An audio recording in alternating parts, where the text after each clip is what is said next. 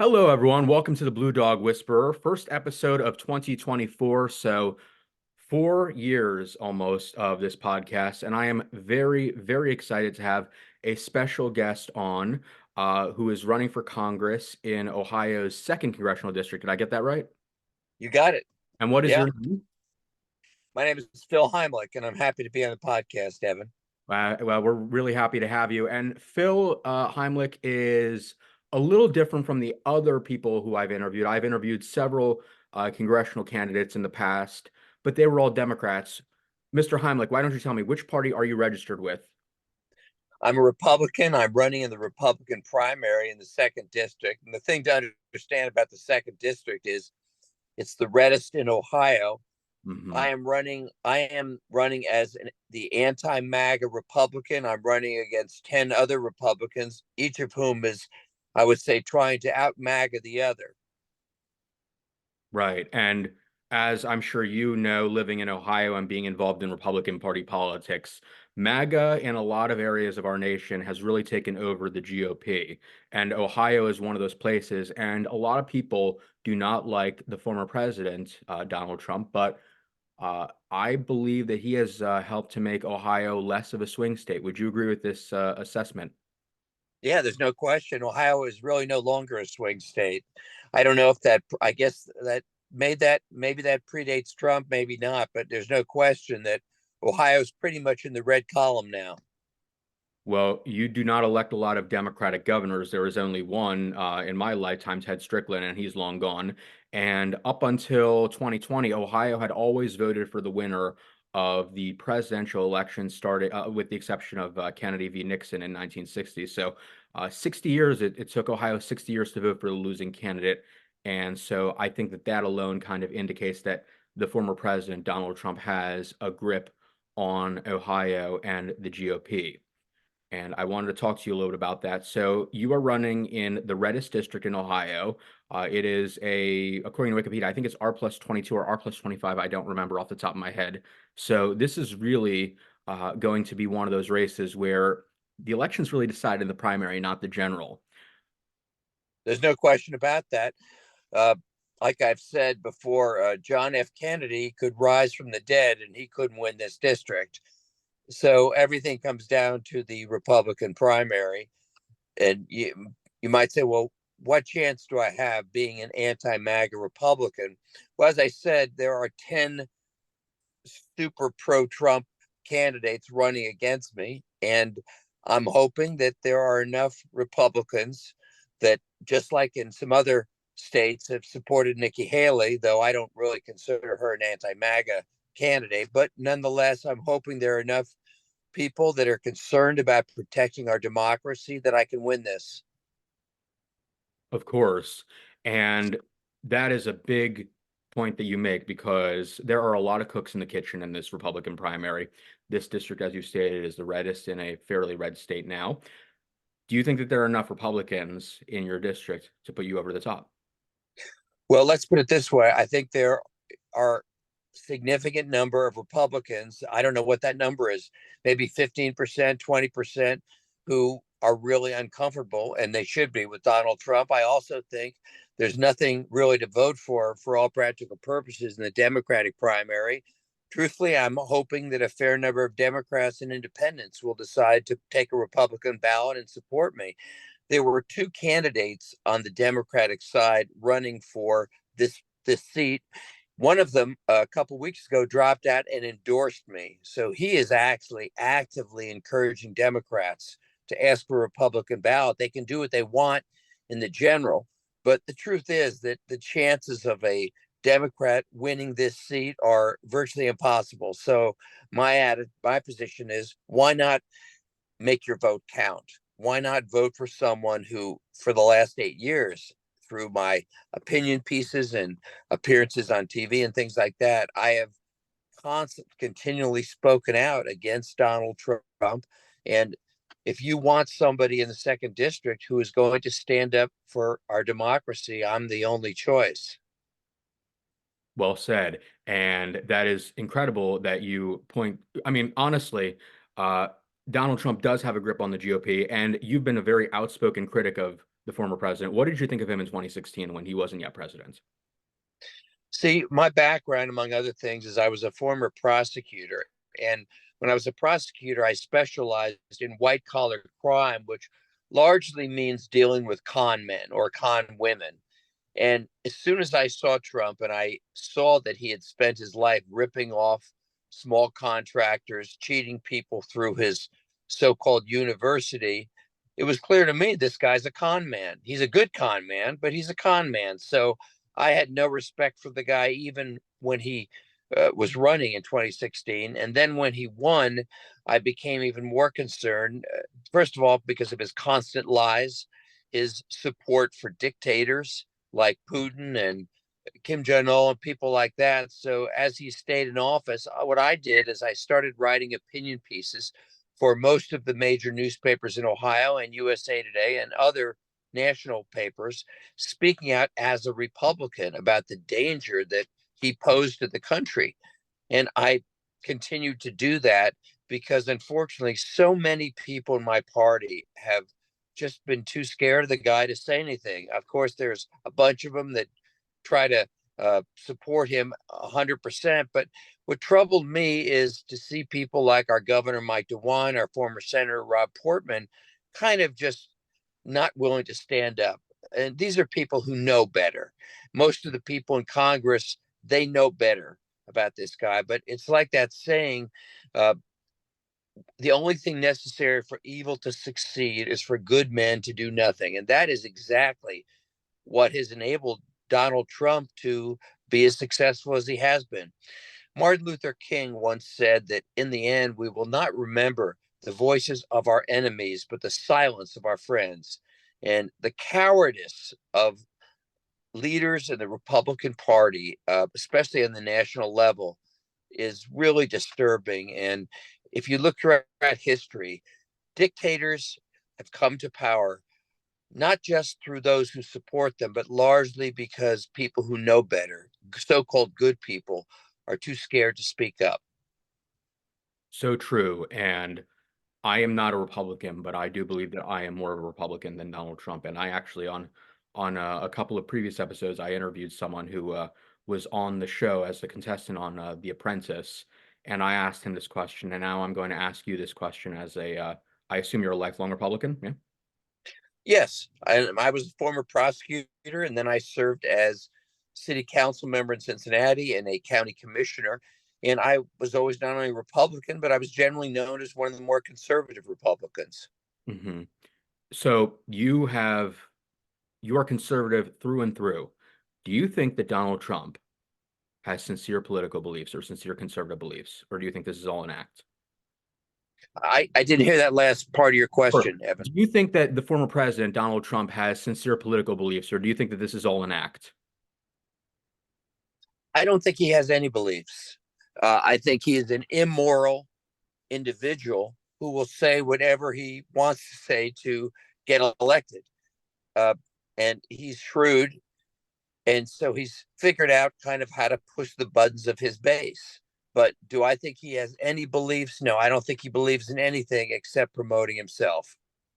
Well, the Apprentice contestant who I have been in touch with, Gene, he's a very good guy, said exactly the same thing. He basically said on the second episode that I had him on that he doesn't really respect anyone, and that he just it's all about him. He's a very transactional person, so whatever is best for promoting himself is what the president will do. And I have said this before, but I do believe that if the former president found out that he needed to win over, let's say, the LGBT community, he'd kiss a man on live TV and come out as bisexual or gay. I mean, I really do believe that he's that big of an opportunist. I'm not even joking when I say that. Yeah, he's a straight opportunist. Kind of reminds me a little bit of in the old. I'm a little dating myself here, but if you remember George Wallace, who was the leader of the segregationist South back in the '60s, well, once the African Americans in his state got the vote, then suddenly he turned around and he actually was promoting Miss Black America and doing things like that. So he was the same way. He was an opportunist. He had no real beliefs. Now, I'll give you a recent example of that transactional nature that you just talked about. Trump has always pushed the border as being his issue, and talked about how Biden's done nothing on the border and so forth. Well, recently, our basically Biden gave us, the Republicans, everything we asked for on the border in return for supporting Ukraine, which, by the way, I also support very strongly. Well, anyway, he gave us everything: more border agents, basically the ability to close the border, mandatory closing the border when 5,000 come across. Everything that we Republicans have ever asked for, Biden gave us. But guess what? Trump then told all of the lackeys in Congress, don't vote for it. And the reason was because he wanted to keep the chaos at the border. He wanted to keep it alive as an issue. If this guy actually believed in being tough on securing the border, which I believe in too, he would have been pleased with that deal. But because he doesn't care about it and he wants to keep the issue alive, he killed it. And it's a sad, sad day that so many members of my party just caved into this guy. It's very sad. We could have had a more secure border, funding for Israel and Ukraine, which I think is extremely important. And by the way, a true Republican would always want to support a democracy under attack by a brutal dictator, which is what's happening in Ukraine. But just because Trump wants to be buddy buddy with Vladimir Putin and looks up to Putin, he is not only opposing Ukraine aid, he's telling all the Republicans to oppose it, and they follow along just like sheep. You know, last night I was at a dinner at again, one of the many very strong Republican counties in my district, in District 2. And at the beginning, it was called the Lincoln Reagan dinner, as they often are. And at the beginning, the chairman showed a very moving video about Ronald Reagan and listening to him, what he stood for. And remember that in 1982, Ronald Reagan stood at the Berlin Wall and said, Mr. Gorbachev, tear down this wall. And they did tear it down eventually, and it freed all of those countries like Romania and Czechoslovakia and Poland that were under the dominance of the Soviet Union. But because Ronald Reagan took that stand, it really did impact the actions of what happened. Well, so they're showing this video about Ronald Reagan, and yet during the talks by the other 10 people running against me, many of them said we've got to stop sending money overseas. In a sense, our party is now taking a position against helping Ukraine, a democracy that is under attack by a brutal dictator. And if it's what's everything's been turned upside down, because those who oppose aid to Ukraine, they're called conservative. Mm-hmm. That's crazy. Conservatives believe in standing up to brutal dictators, which is what I say at every one of my appearances. So I'm the real conservative. The people are trying to cut off aid, they're going directly against what Ronald Reagan believed in. You know, my attitude is, look, if you are going to go against everything Ronald Reagan believed in, then stop calling these dinners Lincoln Reagan dinners, because you're going against everything that Ronald Reagan stood for. And I'll say the same for Abraham Lincoln. Abraham Lincoln, after 620,000 men died in the Civil War, he said to the South that started this war, he said, with malice toward none, with charity for all. In other words, he actually was able to show some grace to those who had been responsible for all this killing. And yet Ronald Reagan says he's going to be our retribution. He's going to take revenge. How could anything be more contrary to what Abraham Lincoln stood for? So I say the same thing. Hey, look, if you're going to take the position of supporting Donald Trump, a man who just wants to get even, then stop calling us the party of Lincoln. Stop having dinners that are called the which we do, Lincoln Day dinners. Because what the Republican Party today, unfortunately, most of it is doing in supporting Trump is totally contrary to what Abraham Lincoln stood for. Well said. And I think that The Republican Party has traditionally, as you've stated, been the party that stood up to dictators. That's why so many people who fled from Cuba are Republican. That's why people who fled from Nicaragua, like Ana Navarro, the Republican, although I think the party's left her, she hasn't left the party. Yeah. Ana Navarro is a proud Republican. She loved Ronald Reagan.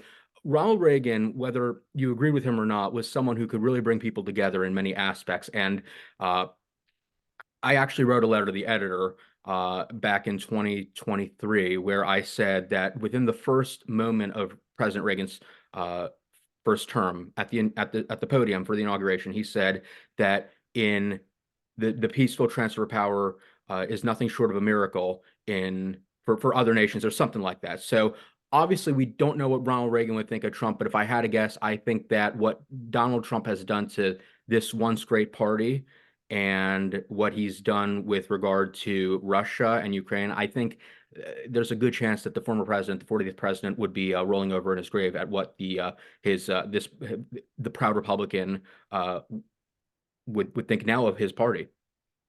Well, I'll tell you something. Evan, last night, again, I'm speaking at one of these Lincoln Reagan dinners, and obviously, probably the entire audience is not going to support me because these are kind of the base, the hardline folks. But one of the things I said was that if President Reagan heard Donald Trump say that he was going to encourage Russia to attack our allies if they didn't spend more for defense, he wouldn't be rolling over in his grave. He'd be spinning around in his grave. And I think another difference between the Trump movement and what Ronald Reagan stood for was Reagan recognized that you have to work with both sides of the aisle to get things done. And he was known for having kind of a friendship with Tip O'Neill and other Democrats. Well, look at how different that is from Donald Trump calling the opposition vermin, saying they're going to rot in hell, to say that that people against him are poisoning the blood of our country. That is 100% opposite of what Ronald Reagan stood for. And in fact, those expressions are borrowed from the Nazis. Right. So you couldn't ask for a bigger difference or contrast between Reagan and Trump. Right. And actually, it's not just the opposition. He does this to some of his fellow Republicans too. Well, I shouldn't even say fellow Republicans. They're Republicans. He's not. But he does do this to people in the party that he's registered with. Yeah, and I'm very proud that I've been endorsed by Adam Kinzinger, who I Yes. know you're 100%. a Yeah. follower of. Mhm. Adam Kinzinger to me and Liz Cheney are truly the principled Republicans. These are the ones that really risked their political career and gave up their seats because they refused to cave into Trump. They insisted on standing on what they believed and really what being an American is all about, and they've paid a price for it. Well, I've heard a lot of liberals, progressives, unfortunately, uh, trash talk Cheney because they say she voted with President Trump 90% of the time. And my response is, you know what? That was on policy. And I can tell you that if Liz Cheney could vote with the president, the Republican president, 90% of the time, and then when he crosses that line of legality, votes to hold him accountable, that's even more admirable, especially given how conservative Wyoming is.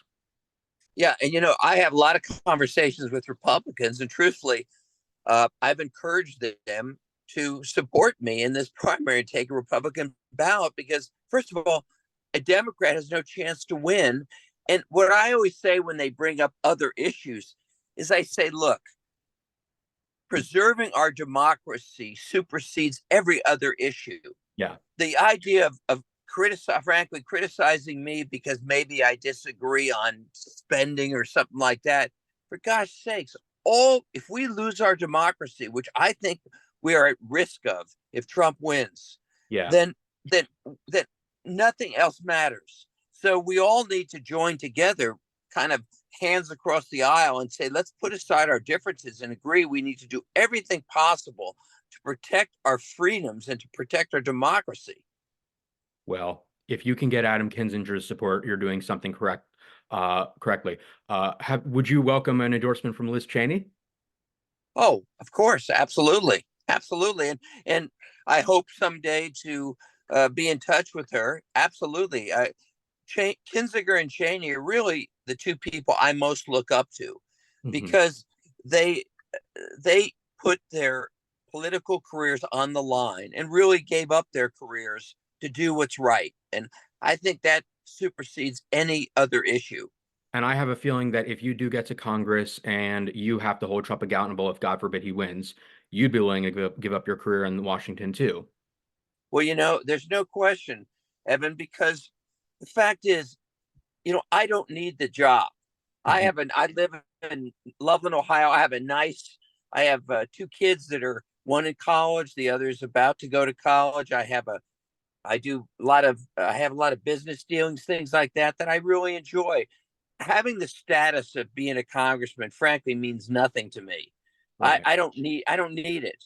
And my only object in going to Congress is to fight for our democracy. That's really all I care about. And I don't have the fear of not being reelected that unfortunately most of the folks in my party do. I hear that. Have you met President Trump, former President Trump before or no? I have not, no. Have you met any of the presidents? Well, something funny. Actually, I think, let me see. I've been at a lot of presidential events. This is dating myself, but do you know back in I think it was 82. This is kind of funny. My father, who is known for inventing the Heimlich maneuver, Yeah. was was doing some helping out. Do you remember the former minority chairman, my head of the minority leader of Congress, Bob Michael? This is dating you, buddy, but he was the equivalent of uh, Kevin McCarthy or whoever. Where was he My from? John, he was from Peoria, Illinois, which is kind of funny because there was an expression that Richard Nixon's aide, who went to prison, by the way, was known for it. His expression was, "But will it play in Peoria?" Okay, meaning like, is the average American going to go for it, sort of. So Hmm. anyway, because in 1982 there was a major kind of recession. The this guy Bob Michael, who was the minority head of the minority leader of Congress, was at risk of losing his seat. Okay, so because my father had done some helped him out, President Reagan was speaking in Peoria, Illinois. This is a true story, 1982, and so my dad was kind of invited as a special guest, along with like Pat Boone and whoever else. I'm serious about this. And so Reagan gives the talk, and then this is true. After a small group of the big donors, plus my dad and me and a few others, got invited into a relatively small room with Ronald Reagan. He said, "Well, I can't meet all of you, but do you have any questions?" And the interesting thing is, I kind of raised my hand and I asked what I thought was a fairly tough question, which is about deficits, because my criticism of Reagan was that he was the one who kind of started this supply side economics thing where you cut taxes, but you don't cut spending with it, so you just build up the deficit. And I kind of asked him what I thought was a hard question at the time. So that was my only, I'd say, my somewhat personal dealing with one of our presidents. And what was Reagan's response to that? Oh, listen. I don't even remember, but Oh, Frank, you might have been the fact starstruck, is that right? what's that? Were you starstruck or anything like that? Uh, well, it was kind of, I was a little nervous here asking. Hmm. Plus, I'm with all these other, fellow Republicans, but I'm asking him kind of a hard question. I mean, I was kind of pressing him because, frankly, I think paying down the debt is one of our greatest needs, and that Right. we are going to go broke as a country by continuing to run deficits. But the truth is that it isn't the Democrats. I mean, it's both parties. Right. Trump added 7 trillion to the deficit. Everybody wants a free lunch, and they keep passing. Democrats, Republican presidents keep passing this on to future generations. What troubles me about my fellow Republicans is we only get concerned about deficits when there's a Democratic president. When Bush was running up $1 trillion deficits, when Trump was, we don't care. We don't do anything. And to me, that's hypocritical. We Would ought to be demanding. My pledge, if and when I'm elected to Congress, I will not vote for a budget that's not balanced. would you have voted for the Trump tax cuts? Let's put it this way. I will not vote. I wouldn't have voted. The answer is I'd say, well, let's put it this way. I would only vote for them if they were done within a balanced budget. Hmm. Okay. And To me, both parties are at fault for these deficits. The Republicans, they want to cut tax, or my party, they cut taxes, but they don't cut spending with it. So you just increase the deficit. And the Democrats, they want to just increase the spending, okay, without having some equivalent reduction. So both parties are responsible for this debt. Well, that's one of the many, many, many reasons why I'm a big fan of Bill Clinton. He's my kind of Democrat, and that's the ideology that I subscribe to. So And let me add, he was the last president that actually balanced the budget and right, built up a surplus. If Bush had come in and kept the balanced budget, and hopefully other presidents would have followed, and we might have a much smaller debt or even have paid off the debt. sure, absolutely. And was your father was he a Republican? No, in fact, I used to kid around. I was interviewed by a guy, somebody once, and I said I come from a family of tax and spend liberals. But the interesting thing about my dad, not to dwell on it, but when he invented the Heimlich maneuver, he had to fight against tremendous amount of pressure because all the big medical authorities like the Red Cross and other groups, they would not support the Heimlich maneuver. Mhm. And my father would go on television, and he took on all these, the medical authorities. He took on the medical establishment because he believed he was right, and he was, because he fought to get the Heimlich maneuver out to the public. As a result, as you know, thousands and thousands of lives around the world have been saved. Yep. And I often like to say that he taught me something, which is that you got to be willing to stand up for things that aren't always popular. And you got to be willing, in my case, to stand up to the political establishment and sometimes the Republican establishment for what you believe. And I always share that whenever I speak anywhere. It's a way of sort of inoculating the audience to say, okay, guys, I'm about to tell you some things you're not going to agree with, like my being against Trump and so forth. But I try to use that example because my father really inspired me to stand up for what I believe within my sphere of influence. So you might not have inherited his politics, but you inherited his values and his principles. It's well put. That's well put. Yes. Interesting. And I actually believe if my parents were alive, I don't like, I'll be honest, I think they would be proud of what I'm doing now because, I'm standing up for truly for what I believe. And I'm not allowing myself to be kind of brainwashed, like, unfortunately, so many folks in my party seem to have been by this guy. Right, right. So since your father was a big healthcare hero, I want to ask, what are your thoughts on the Affordable Care Act?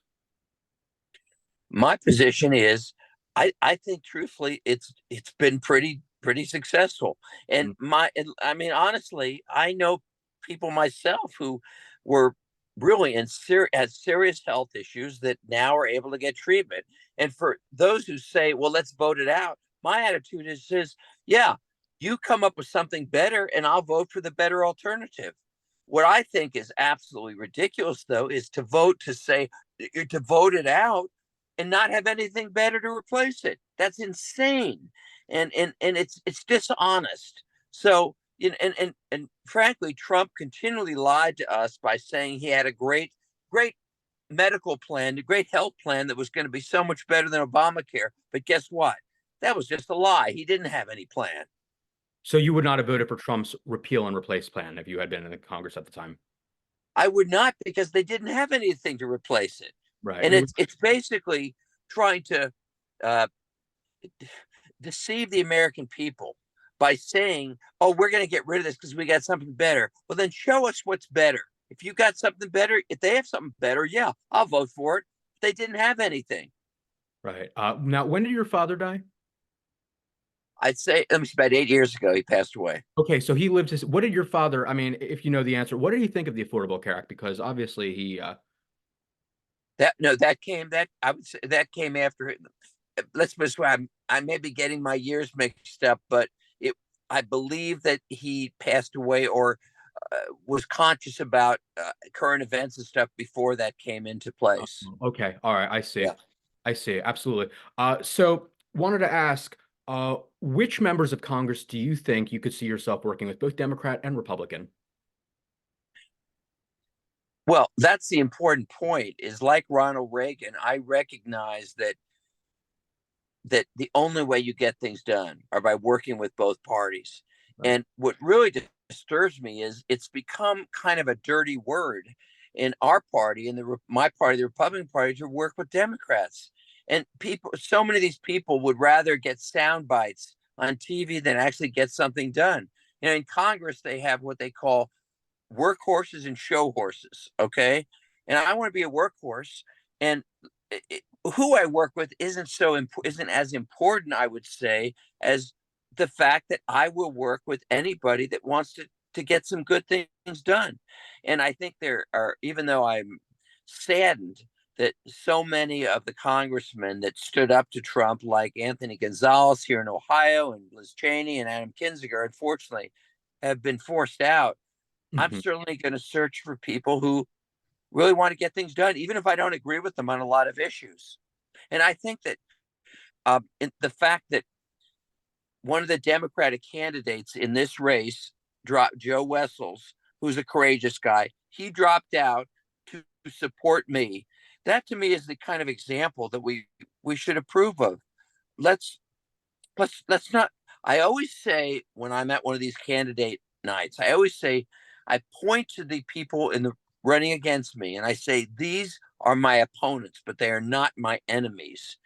I'll tell you something that really, really bothered me. I was at again one of these candidate nights about a couple days ago, and one of the our Republican state legislators got up at the dinner, and he was pointing, I guess, to the Democrats, referring to the Democrats, and he said, "These people hate America. They Hmm. hate our country." And I got up and I just said, I don't agree with that. That to me is the worst kind of rhetoric. First of all, it's not true. There are a lot of Democrats probably that love America just like we love America. And saying that kind of thing is just pandering. And I'll tell you something else about me. I am a Christ follower, and I'm very disturbed that such a large percentage of evangelicals have been sucked in by this MAGA movement. And it's so hurtful to me to see so many of my fellow, what I'd call believers, voting for a guy who's violated more commands of the Bible than you could possibly imagine. And I bring that up because I want to try to speak out. I'm not ashamed of what I believe. And when I am at one of these events, I always say that I am a Christ follower, and my faith doesn't allow me to say things that I don't believe. It doesn't allow me to pander to the audience. Right. And I always say, look, I know the buttons I can push. I could say, oh, the 2020 election was stolen, which is a lie. I can say that those people who are locked up from January 6th, oh, they're patriots. They ought to be pardoned. But that is a lie. And I am not going to say that. My faith does not allow me to say things like that I know aren't true. Now, when is the Ohio primary? It's March 19th. And if you don't mind my putting a plug in, uh, Evan, we're being outspent by some other candidates who poured. There's one candidate's put over $1 million, and others have put in 500, 600,000. We don't have that level of resources. And I would just ask your listeners, if you want to help protect our democracy and elect a pro-democracy candidate, please go to philheimlichforcongress.com and donate. We'd really appreciate the help. Well, I did donate to you after. I mean, I'm a part of the Country First movement. I'm a volunteer You did. Thank regional you. leader. So I donate to your campaign, and I'm going to tell everyone, all my listeners, do the same. Thank you. I'm endorsing you right now, even though I can't vote in Thanks. Ohio. Thank you, Evan. I'm a Thank Jersey you. boy. So we only have a few minutes left, but any uh, any final thoughts about like what do you think is going to happen? I mean, are you prepared to hold Trump accountable, but also work with him in areas that you might, if God forbid he wins re-election, are there any areas you could see yourself working with President Trump in if he wins re-election? Hey, I, I'm always going to vote my conscience, Right. and I also believe in representing my district. For example, my district, District Two, many of the areas don't have internet, which Yeah. I'm sorry, don't have broadband, high speed, and that's a difficult situation. Imagine in our day and age, you want to apply for a job, you can't get on broadband. If you want to take college courses, so for example, one of the things I really want to help our district in is I want to make sure that they get the funding to to have broadband. There's money that's already allocated for Ohio, and it's kind of stuck in Washington somewhere. So that's an example of representing my district. But on the other hand, the problem is too many people, as you know, they basically just want to play to their base.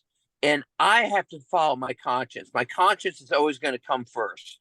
So that's, I'd say, those are the principles that I hope to go to Washington on. Right. Well, thank you so much, Mr. Heimlich, or should I say future Congressman Heimlich, because I Thank have you. high faith in you and your campaigns. Thank you for Thank being you. a dog whisperer. Thank you, Evan. I really appreciate it. All right, thank you.